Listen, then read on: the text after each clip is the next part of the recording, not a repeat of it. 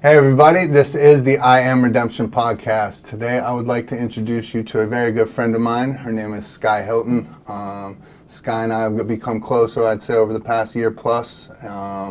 Came in contact with Skye and her energy, she is an artist. Every conversation I have with her, I feel like we've grown closer. She's become just a very near, dear friend of mine. I think her story is wild. What she's doing now is even more inspirational and crazier. And so she's just someone I was really adamant about getting on here so she could share her experience. So Skye, I'd like to welcome you. You want to go ahead and tell everybody who you are and a little bit about yourself? Yeah. I'm Skye Hilton. I'm a person in recovery. I'm an artist, very passionate person. It's cool to be here. Thank you. Of course. Yeah. So how did you get here? Where did your journey begin? My journey began, I feel like I'm supposed to talk about, like, obviously everything leading up to where I am today. Like, I owe a huge part of that to the fact that I am an addict in recovery, right? So I guess my journey began when I was, like, doing a bunch of drugs and stuff. Probably even before that. I started, like, smoking weed when I was, like, 12 years old. A big thing that I say about when I first started, like, was introduced to substances, I didn't like the way it made me feel. I didn't like the experience of it. I remember immediately being, like, super anxious and, like, super weird and uncomfortable and, like, scared I'm gonna get in trouble, right? Like, I gotta go home. You're saying the first times you got high? Yeah. Okay. But what I do remember is that what I did like about it is that it changed the way that I felt before. And what I do remember is that, like, after that moment, the only thing I could really think about was the next time I was going to get high, right? So hindsight is 20/20. Like, that could have been, like, a big moment for me to be like, man, maybe I shouldn't do this, or maybe I should figure out what's going on to where I don't like the way I feel outside of this. But I didn't. I just, like, kept on chasing that after that. I was super young. It was kind of like a slow burn at first, but, like, I guess backtrack a little bit. Like, I was, raised in Austin, Texas, suburbs of Austin, but, like, nonetheless, I was raised in a pretty cool place. Went off to school in New York. I went to an art school called Pratt Institute. Really good, solid, like, 4 years, dabbling with a bunch of different drugs and alcohol. But it didn't necessarily, like, affect my life to a point where I couldn't complete the things I needed to do. I was given every opportunity from my family to do whatever I wanted with my life, basically, within reason. Right? Definitely not given the opportunities to, like, go off and, like, do a bunch of drugs and waste my life away. But that's a huge, like, that's an identifying thing for me in my story, is, like, I had every opportunity. But because I have, like, the disease of addiction, I choose to do drugs instead. Right. And I thought that I had lost that forever. I thought that, like, I was always a super passionate person. My dad's an artist. Both of my brothers are creative. My mom is creative. That's, like, a huge piece of my identity. And eventually, when my addiction was, like, in full force, specifically, like, my last year of college, and I stayed in New York for the few years afterwards, and it just got super, super bad. I thought that I had, like, entirely lost that part of myself. I didn't give a fuck about anything. I was not inspired about anything. All I had done, like, my whole life was leading up to, like, being an artist and making art all the time and expressing myself, and, like, I lost all sense of who I am. Like, all of my passion was gone, my light was out, and I just felt like a wasted shell of a person. So at this point, is this just smoking weed and drinking, or had you graduated into everything else? I guess, like, the progression of my addiction, like, when I was in college, I would dabble with things here and there. Like, I started selling weed And then like got access to a bunch of new drugs. Had a little bit of a Molly problem for a little bit there. But then got out of that. Was never super into drinking, but whenever I would go drink, I would black out, right? But then by the time I graduated from school, I was doing like Xanax, different pills, opiates, and there was like no turning back from there. I think like when I first tried opiates, that was like, yeah, I told you I never really liked smoking weed. I didn't like the way it made me feel, but I couldn't stop doing it. Right. I tried opiates and I was like, this is probably what everybody's getting out of smoking weed. This is the thing for me. You know, this is how I want to feel all the time. And like everything I did was so that I could stay high, you know, and keep getting high. And so that turned into doing heroin. I remember when the pills, like when it went from, are these prescription pills, you know, like asking the dealer, is these prescription, to, hey, I don't want your script pills. I want them to be laced. Right. You know, and eventually that turns into, you know, where do I get fent? Right. You know, where can I buy some fentanyl? Right. So just wanting to do straight fentanyl by the end of it all. Right. Yeah. I wonder, a lot of my stuff was the same way, like, everybody's smoking weed. Weed never did for me what it did for everybody else. Like, I don't know if it was that I just wanted to get super fucked up and weed just didn't get me the fucked up I wanted to be or whatever. I don't know if I started smoking weed so earlier that I didn't appreciate the psychedelic effects and all that, but it wasn't my thing. Drinking really wasn't my thing. But then I tried, I had gotten into coke and the uppers pretty good. But it was so miserable coming down, and it was like the first time I snorted an oxy, it was like, oh, here we go. I can eat, I can sleep, I'm fucked up, this is perfect. And it was like, I found my shit now. No, totally. I think, like, for me with all the uppers, like, I always felt like there was, like, battery juice, like, running through my veins and, like, in the back of my neck, and I just didn't like that, even though I'd be, like, more talkative or whatever. Yeah, I mean, I started working in, like, I went to an art school, right, but by the end of it, I was working with a lot of musicians and like basement studios. Like, I mean, it was cool, it was fun, but there's a lot of drugs. Yeah. You know, there's a lot of different drugs, a lot of late nights, and so we're definitely doing coke. We're definitely like not taking care of ourselves and everything. And I can imagine the basement music scene in New York City would get a little seedy. It was incredibly shady. Right. Yeah, but I mean, that was where it was like, okay, I definitely prefer the downers, you know, because this helps me actually not feel any of that other stuff. Right. Whereas I felt like the uppers, like, increased all that feeling for me. But, yeah, I mean, that's like a huge piece, too, is, like, for a lot of artists or musicians or whatever it is, like, drugs and alcohol are deeply ingrained into that world, you know. Why do you think that is? I mean, I don't know where it started necessarily. Like, I could speculate. But I think, like, it takes so much, like, vulnerability to express yourself in that capacity and, like, make something out of nothing and then have to, like, stand next to it and identify with it and, like, take ownership over that. Something, especially if it's, like, a vulnerable piece of yourself. It's just, like, similar to why people need, like, a lubricant when they're socializing. Right? Like, it's hard to make friends. It's hard to meet new people. Like, that's awkward. It's uncomfortable. Like, I have all this imposter syndrome and insecurity. And so now I'm adding this layer to it that's, like, I made this, and I think you should like it. Right. You know, like, that's vulnerable, at least for me. Yeah, for sure.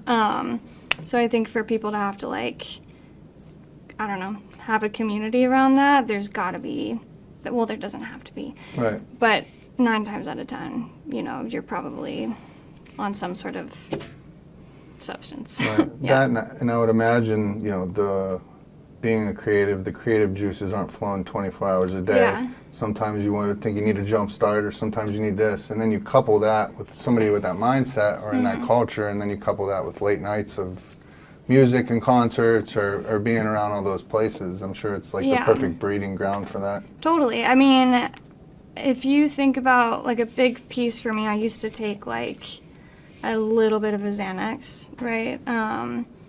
And the whole thing with Xanax for me was, like, it would take away my inhibitions, you know, and, like, I don't really care, you know, and so if I have a hard time making art because I care too much about what other people think about me or what it looks like at the end. Like, it would make it hard for me to get started on something.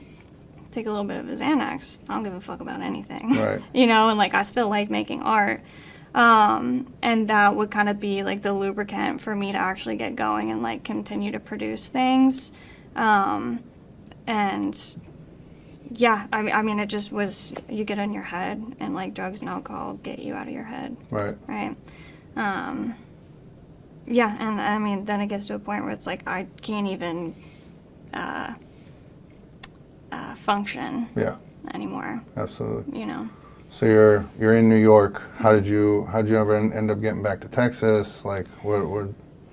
Yes. Okay, so I'm living in New York. I graduated in 2018.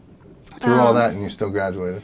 Yeah, so it was kind of towards, like, I dabbled here and there while I was still in school. My last year, I definitely struggled more, but I made it through it. I think at that time I had, like, too many eyes on me to where, like my family was still very much, like, involved in my life, slowly slipping out, right? Because I'm pushing them out. Right.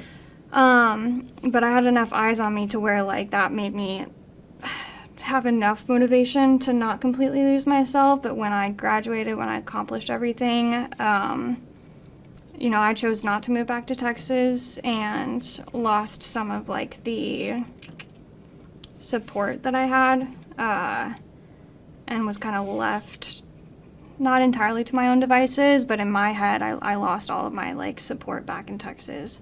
I really do think that that's, like, not true. So is that because they figure Skye's good, she just graduated college, she was in New York for a couple years, now she's good to go? Or is it they know you're fucking up and it's like, we're not going to sit here and keep condoning this shit? Yeah, I think it was, you know, we can't support what you're doing. Okay. You know, like, I hadn't at that point gotten caught red-handed. I'm the kind of person who lies until I'm caught. And, yeah, I mean, I think at that point it was like, we can't support whatever it is that's going on, you know. If I can ask, what was the red-handed moment? A few years later, when I had moved back to Austin. So they just caught you getting high, or? Yeah, yeah, I can kind of, like, fast forward to that part of the story, right? Like, so I graduate, I'm in New York, my addiction is rapidly progressing. I can't afford my apartment anymore. I eventually move in with a boyfriend. We are both deep in our addiction together. Basement studio in the apartment, drugs and alcohol, people there 24/7. Doing a lot of things I'm not proud of for money to support my habit. And I think, like, 2 years in, him and I get it in our head, like, I'm going to change my people, places, and things. So we pack up, move to California, right? It's not me, I'm not the problem, right? Like, I need to move away from the plug and, like, all the bad influences. I need to move towards opportunity, and this is going to go away, right? And then obviously, not true. Move to California, COVID hits, we move into his dad's place in San Francisco, get introduced to the Tenderloin in San Francisco, buying bags of fentanyl every single day. What is the Tenderloin? A very shady block in San Francisco, okay. yeah. Okay. Like Skid Row? Yeah. Okay. I mean, not exactly, but it's just this open-air market. It's where you go. It's where you go. Gotcha. So, I mean, basically, he gets caught at his dad's house. He gets sent to treatment. I move back to Austin with my parents, right? I reach out and say, hey, he has a problem. I don't have a problem, but I need to come home because I don't have anywhere else to go. Everything's cool and I'm really excited, you know, and I'm deep in withdrawal and, like, detoxing. I'm sweaty, I'm sick, you know, I'm in my parents' house. And I thought I had, like, gotten myself sober, but I'm, like, spooning fistfuls of kratom in my mouth and, like, stealing the pain prescription from a friend of mine, you know, and, like, sneaking down the street to, like, smoke a little bit of weed and just anything I can to make me feel better. But, like, a month and a half in, I still feel like shit, you know. I eventually find a place. I'm a drug addict, right? I find where to get my drug of choice. Somewhere in there, I moved back to Brooklyn for like a month. I get evicted. I moved back to Austin. And then, yeah, there was a day I was like trying to have somebody drop off some pills for me at my parents' lake house. And, you know, they literally see somebody toss a baggie out the window and drive off, and I'm running down the driveway to go pick it up, right? Right. And that's how, I mean, that time I went to treatment and this last time I went to treatment, that's how I get caught, right? It's like I don't get honest about it. I don't ask for help. Somebody needs to catch me red-handed, and then like 4 hours later I'm driving to detox, right? My parents are like, you're going to detox or you're going on the street type of thing. That was my first like red-handed moment. I remember you saying that story. I remember there was a time where my family had tried to detox me, and so for 4 or 5 days I'm laying in my parents' basement, sitting there kicking just like you were, and they did not let me out of their sight. The first time they leave me out of their sight, they went to go somewhere to the grocery store or something, and within that amount of time, I was able to get my girlfriend at the time's father to loan me $50 to buy an Oxy. He gets there, and then I have another dude bringing me an Oxy over to the house, and I'm sitting there on the phone with him, and I see him pull down the street. Well, as I see him pull down the street, I'm like standing in the picture window of the house or whatever. I didn't, for a split second, I missed that my parents had already come home, right? So that he pulls in, I'm going out to the garage, and my stepdad stands on the other side of the garage to where he can't see that he's right there, but I know he's standing right there. Yeah. And I'm like, fuck, how am I going to pull this off How do right I do here? this? Yeah. And so I'm like trying to look at him to tell him like, get out of here, I'll come find you or whatever. And he was like, what's up, man? And like comes to slap my hand, and my stepdad's standing right next to me, but he can't see, and he does, and there's just a pill goes up like that, and like it was like a movie where it like hit the ground and you just hear and I was like, oh my God. And then my stepdad loses his shit, yanks me in there, my friend runs away scared. But just that feeling of like the disappointment in them, and I'm just mortified in myself, and it was like, what a piece of shit I am. Like, how did I just do this? I was about to get my relief, and I'm not going to get it now. Right. Oh my God, dude, the combination of emotions. Right. Yeah, that's nuts. That's brings my heart like right back to that place too, because it sucks. Yeah. Like it sucks to be in that position where I'm like fucking navigating all these different pieces, you know, and like totally trying to orchestrate this ridiculous show, not just to get high this one time. Like I think that's the thing that not a lot of people, like people who don't relate to the experience of addiction, like you really don't understand. It's like I'm not just doing this once or like every now and then. I'm doing this every single day. Yeah. You know, like every single day I'm like trying to figure out how to get enough money to pick up multiple times a day. Right, yeah. I can't work a job. Right. You know? Every minute of every day, my mind is consumed with the hustle of getting high. Yeah. Right. Oh yeah, for years. Right. You know? That's the reason I'm such a big advocate for us in recovery and just people in general of finding this outlet, whether it's working out, running, like something, you know, art, whatever it is, because you have so much energy we put into the hustle of getting high every day, and once you get sober, you still have all that energy. Like, what are you going to do with it? What are you going to consume yourself with? Hopefully something healthy and productive and that does something good for the world. Yeah, I mean, I think that's, for me, something like being able to, like I have the experience of a relapse, right? Like actually getting sober and going through treatment and everything, getting a little bit of time under my belt, and then going back out and getting high again. Right. And just like watching how quickly it burns.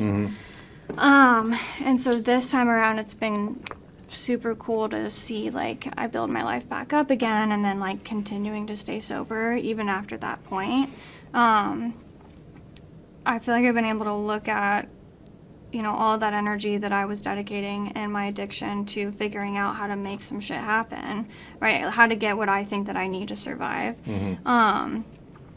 And watch that I still have that habitual feeling when I'm stone cold sober. And I still have that energy, and I think the first time I got sober, something that happened, amongst other things, but something that did happen is like I had all this habitual energy and nowhere to put it towards, and I thought that this was just me, like, I mean, in some ways it is just me not knowing how to be a human and not knowing how to like function in the world. Right. But at the same time, like, I don't understand that like other people have this and they just put it towards something else. Yeah. You know, like I got like a get well job the first time I got sober. I swept hair at a barber shop for like 6 months, right? And I get like an opportunity to be a barista.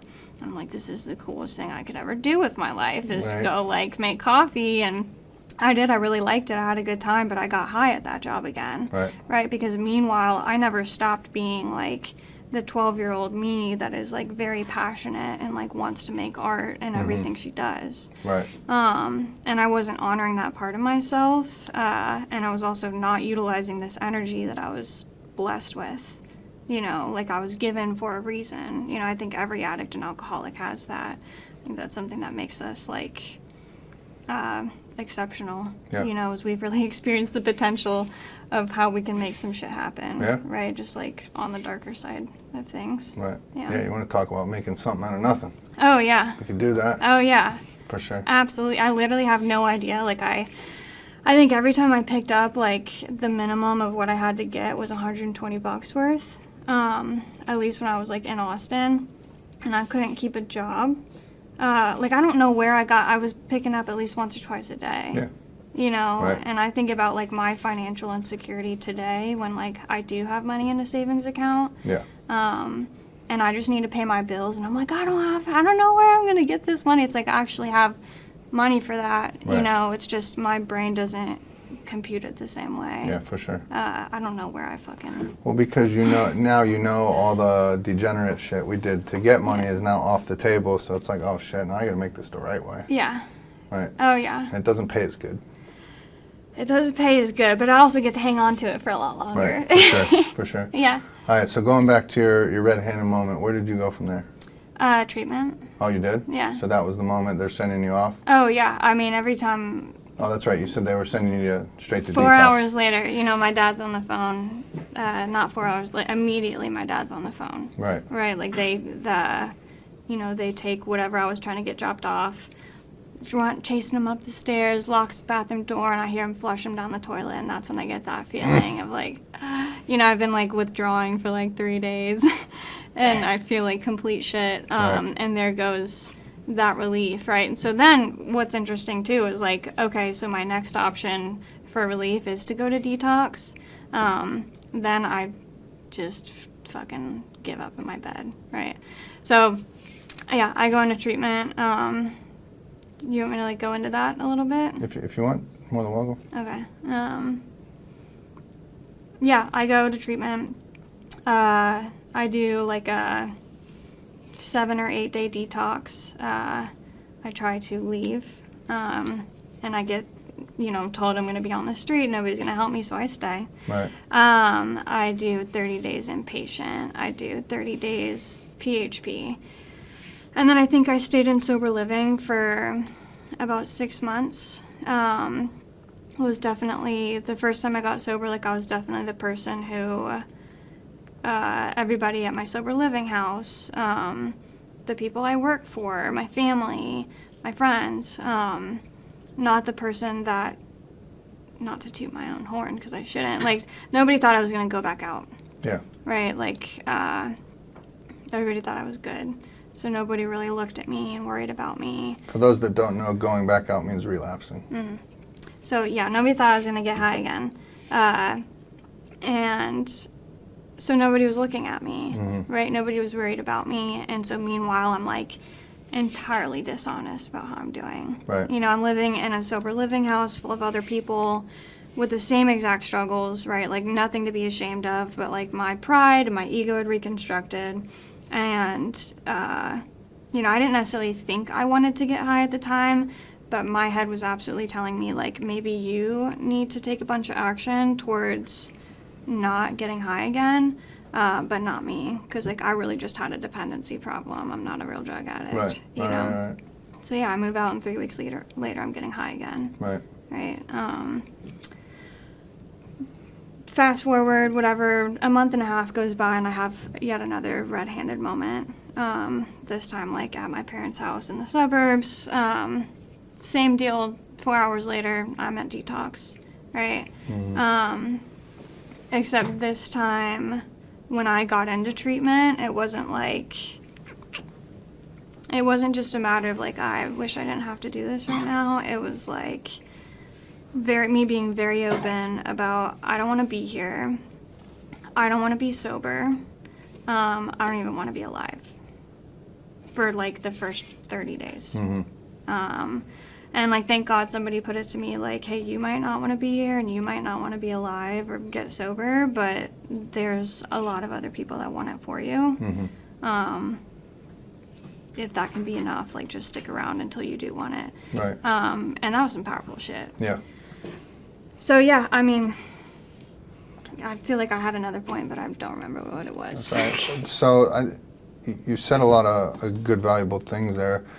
You relapsed, right? And so it's very common. I don't think people understand how common that is.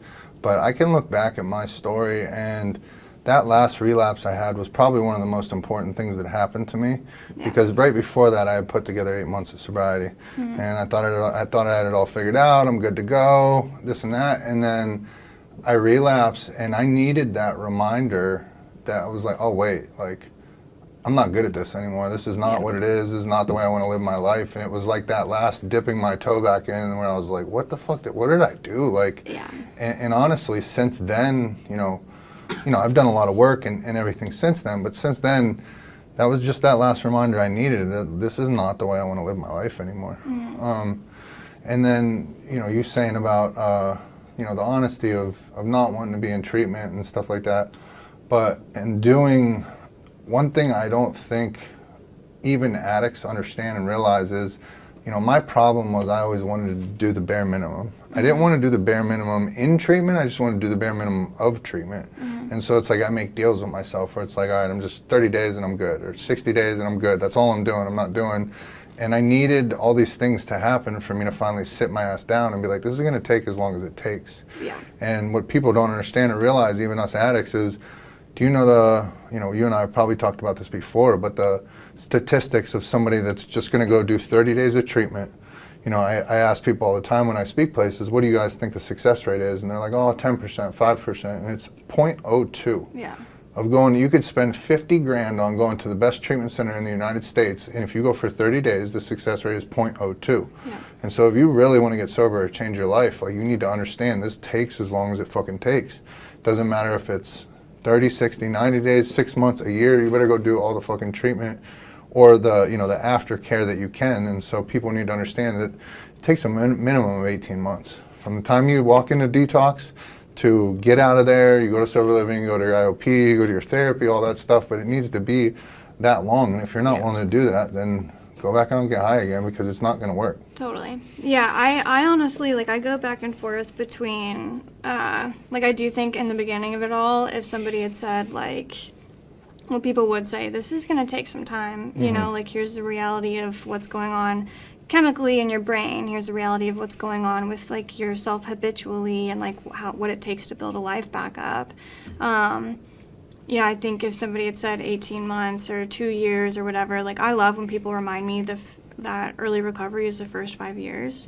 I love that, right? But, like, when I'm at day 0, I don't know if that's going to be encouraging or not at the time, but I do kind of wish people were more direct of, like, this is not a 30-day deal.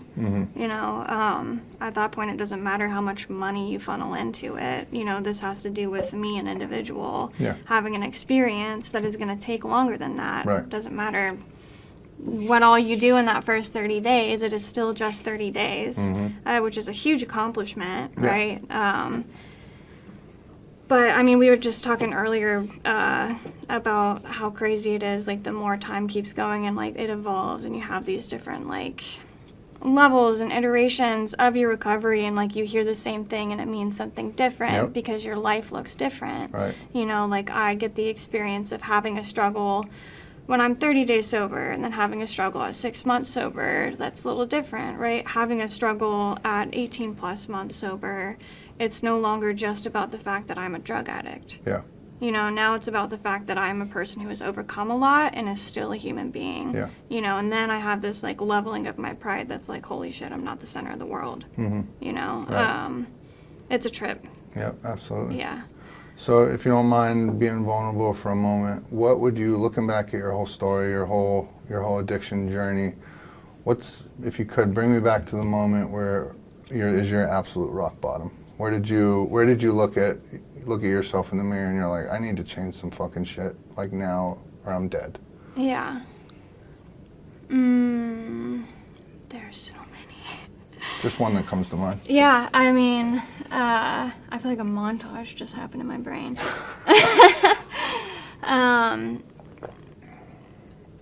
Yeah. Can I say two? Sure. Okay. I think the first one, when I didn't really have anything to go off of, like I didn't know what it meant to be sober or what it took to get sober, I was just deep in my addiction. I think the first one was I'm like at the apartment that I'm living with a bunch of my buddies, bunch of random people, basement studio, grimy, icky place to live in. And yeah, I had overdosed. And like I just remember waking up to boiling water pouring over my head. What? Yeah. So I was living with a bunch of my friends. I don't think anybody knew about like Narcan or anything like that at the time. Oh, so they're trying to wake you up. They're trying to wake me up. Oh, okay. Yeah. I thought we were in a horror movie. And No. I'm scar you. Yeah, no. I'm just sitting down and I wake up. I didn't know I'd overdosed. Right. I just think people are pouring boiling water on my head. Right, They're right. like, no, you were in an ice bath. You know, we've been slapping you around. I'm all bruised up on my face. Like, this is the only thing that would wake you up. And I had scabs and scars all over my head for a couple of weeks. And so that was kind of like, I knew that I had been, like, overdosing. I mean, I shouldn't be alive. Right. You know, with the amount of times, not even just that one experience. I think that was the first time that I was kind of like, this is fucked up. You know, like, I just, like, really looked around. And, like, of course, the next thing that comes out of my mouth is, like, you know, fuck you guys, give me the rest of your dope. You know, I clearly deserve the rest of this because you just poured boiling water all over me. Look what you've done. Look what you've done to me. Yeah. And I mean, I think that was the first thing, but I didn't know what to do from there, and I didn't know the impact of what that really meant to be like, this is fucked up, you know? But I think the second one, which holds a little bit heavier, is after I had gotten high again after getting sober, and this crazy thing was, I mean, when I was getting high, I was losing my hearing. Which now I know is a symptom of an overdose. And, you know, I moved out of my parents' house after sober living, and my dad had called me. They knew, you know, I hadn't been caught red-handed, but everybody knows I'm getting high again, you know. And so he calls me, I'm high, I can't hear him on the phone. Dad, I can't hear you. You know, and so he comes over super late at night, brings me french fries because he knows I hadn't been eating at the time, and just hangs out with me. I fall asleep, and yeah, next thing I know, I wake up in the hospital. He couldn't wake me up, you know. And like, I think that was like, despite all the fucked up, shady things I've done, like things I'm really not proud of that maybe would look more like a rock bottom, that was like a rock bottom, was my dad having to take me to the hospital because I overdosed. Yeah. That's, you know, for so long, like I think that made me realize as well, like I didn't stay in New York because I felt like that's where I needed to be, and this is a part of, you know, me being free and wanderlust and whatever. That made me really realize, like, I stayed away for so long because I didn't want them to have to do that. You know, it changed from my friends having to wake me up from an overdose to my dad having to take me to the hospital and staying with me for 36 hours. Right. You know? Yeah. So, Those are your low points, right? This is the I Am Redemption podcast. So what is your moment of redemption? Have you been able in your journey yet to take a look around and be like, I fucking made it. Like, I'm back, I'm me, and I'm here? Yeah. I feel like I've had a lot of those moments. I also feel like where I'm at today is not, I don't necessarily think of it as like a I'm back, you know, I think of it as like this is what was supposed to happen this whole time. Right. You know, like, because I've never experienced this level of like being an adult and taking care of myself and actually pursuing some of my dreams and like accomplishing goals and everything. Like, I started getting high before I was able to do any of that. And I don't know, I do think I have had these moments of like, yes, I've, you know, redeemed myself. Right. But it really has been like these moments where I get to look back at everything and see the progression of it all. Because like, as an addict, right, I want immediate gratification. I want to have this moment where like somebody hands me a trophy and says like, you fucking did it, you know, like you beat the disease and like all this shit. I don't know that I've had a moment like that, but I've had a lot of moments where I look back and I say like, holy shit, I think that I like my biggest fear is like being incapable, right? And I get to look back today and say like, I am obviously very capable of doing whatever I want to. Yeah. You know, I have moments where like, I don't know, you know, I've always wanted to be an artist, right? Like, I just finished, I just completed all the illustrations for a children's book. Really? Yeah. Oh shit. Yeah, you know, like that's what I went to school for. Right. Right, and like five years later after graduating, like I'm using my degree for the first time. Right. Right, like that feels like holy shit. You know, I thought that I couldn't be this artist that I always wanted to be. I thought I had completely lost myself. Mm-hmm. You know, like I am not the girl who's passionate and like deserves to be recognized as an artist or anything. Like, I'm the girl who had every opportunity and fucked off on it. Right, to go get high. I'm never gonna get that back, right? And like, it takes time, you know, like it takes time, but if you work for it, it comes back. And those are the moments that's like, it's even better than somebody being like, look how far you've come. Right, it's for like, sure. holy shit, I fucking did this. Right. Yeah. So we'll get into it here in a little bit, but when you're saying about nobody handing you a trophy, I felt like the day you handed me your business card. Oh yeah. I feel like that was me outside looking in. I feel like that was a trophy moment, because it's like, oh shit, she's got her own business. Like, she's doing her shit now. Totally. And like, I imagine the level of pride. Like, remember you handed me that card. I still have it in my clip. Yeah. It's in my truck. So that's my trophy moment for you. Yeah, definitely. No, I think that's like, out of all the other things, like the moment I got like my LLC paperwork, right? That is a milestone and like a stamp in time that's like, fuck yeah. Right. You know? Because I don't know, what I'm doing with that today it's phase one of an idea I had when I was 12. Right. You know, which is I'm just now realizing like the parallel to it all. But yeah, I don't know, I love that like delayed like longevity, like, man, if I just stick around. Right. You know, if I just keep on keeping on, Right. like I will experience something really cool. No, and I think that's a tremendously important lesson for people like us, is that delayed gratification, because we've only ever known that immediate gratification. Yeah. And so once you finally get a taste of the delayed gratification, and it actually took some fucking work to get it, and some sweat equity and like all these things, and it's like, oh shit, I can do it this way, and it feels a whole lot better when I get it this way than the other way. Yeah, I like that sweat equity. Right. It's hard to say. Tongue twister. Yeah. What would you say, you know, in your personal journey, what do you think is the most valuable lesson that you learned?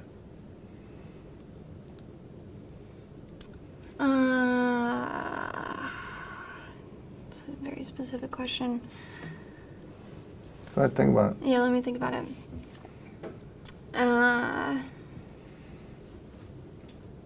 You want to come back to it? Yeah. All right.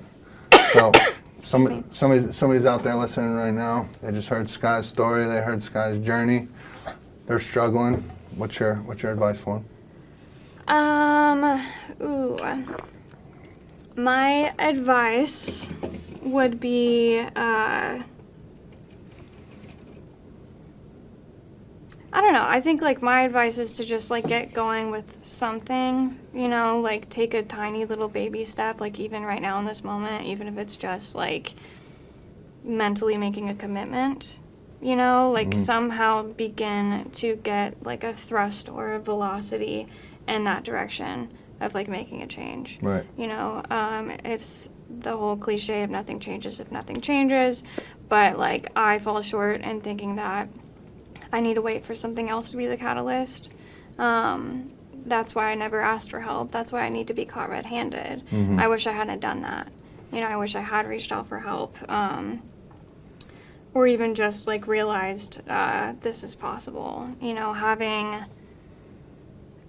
more specific, if there is anybody in your life that you look up to, that you can physically have a conversation with, right? Like, whoever that is, like, talk to them and ask them how they got to where they are, you know, and, like, ask them, like, how do I do this type of stuff for myself? Because I promise you that person worked for it. Right. You know,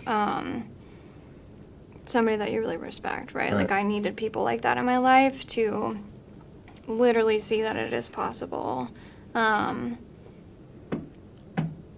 I wish I had something cooler to say. No, that was perfect, and it segues perfect into my next question. Yeah. Right? Who does Skye get her inspiration from? Where do you draw from inspiration? Artist, family, friend? Who inspires you? Definitely my whole family is very, like, my whole family is just very passionate about whatever they're doing. I grew up, like, watching my dad's business grow, you know, so I think that's, like, a huge, I probably will never realize how much that has impacted me growing up. My brother is an artist, you know, like, doing what he has worked towards doing, accomplish his goal. My other brother is a musician, right? Like, it's almost cliche how much we do creatively in my family. Right. But outside of my family, I think, And side note, I've been blessed to have met your parents, and they are creative, and they are both amazing people. So it was truly an honor to meet them, and hope I get to see them again. Oh yeah, totally. Hi, Mom and Dad. I know. Hi, Mom. But I don't know. I think not to like name any specific people, but there's a lot of like you just come across, especially women. Before I got sober, my relationship with women was not good. I didn't have a lot of female friends, as kind of like in this belief that I have two older brothers, and so I was like, I get along with guys better. Women are so badass, and having a couple of like female mentors in my life and being empowered by that, like, I don't know, there's something about that that's like very exciting to see people overcoming, you know, something that you haven't been able to relate to with anybody else yet. There's a lot of people I look up to. Right. Just good. Thank God you found them, right? Yeah. Good. What so I know what it is, but what are you currently working on? What do you got going? Yeah. So New Obsession, right? That is my business that like I've recently started, and I'm trying to grow it. I am growing it. I am growing it. And I'm really excited about it. I had mentioned it's an idea that, you know, kind of came to me. It's phase one of an idea that came to me when I was like 12 years old. And the foundational intention is to like provide more resources to artists and musicians, right? Just make that stuff more accessible. And now with my experience of, you know, substance use disorder and recovery and addiction and all that type of stuff, try to create like a, you know, substance-free but like a healthy space for that to happen, right. You know. So bringing those like-minded people together and just kind of helping use your experience to help them and help them flourish? Totally. I mean, it's all about it's not about me as the artist. Like, that's one thing that's been cool is I do make my own art. I do create things all the time, right? But like New Obsession is kind of like my art project.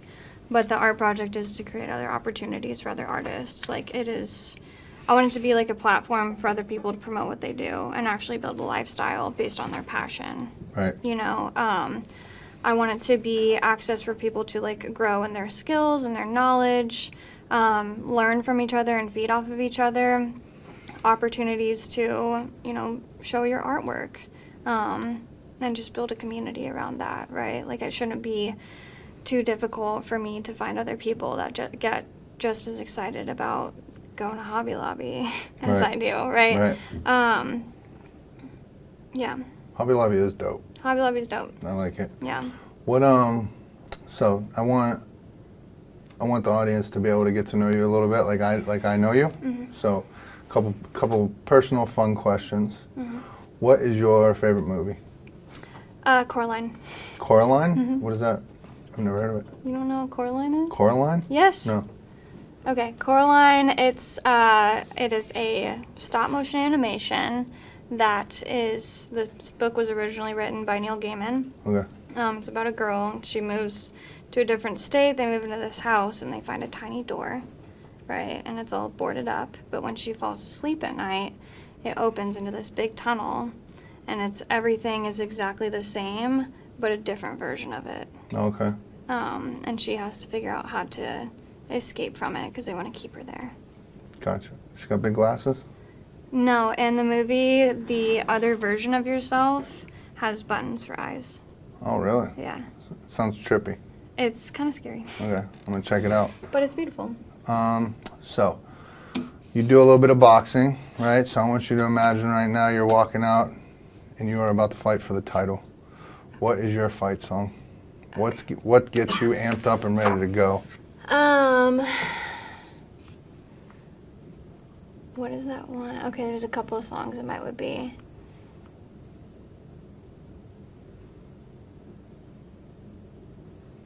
Can I look it up? Go ahead. I need to look up the name of it. Hang on. Improvising. It's a Muse song. Muse? Yeah. What kind of music is that? You don't know Muse? I don't. I'm a hip hop head. Dude. If it's anything outside of rap, I don't know. Dude. Is it rock?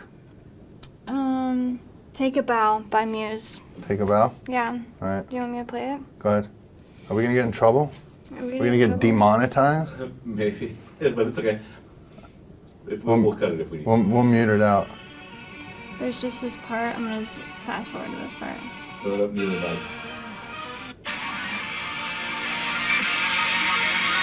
Oh, that's dope. Yeah. I like it.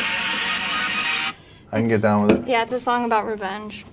Let's go. Yeah. Nothing like a little bit of revenge. All right. I'm going to throw some terms out to you. Okay. I want you to give me the first word that comes to mind. Don't peek at my list. Okay. Everyone always wants to peek at the list. I mean, it's right there. All right. First word that comes to mind. Art. I'm not good at these games. I don't know. Mess. Mess? Yeah. Okay.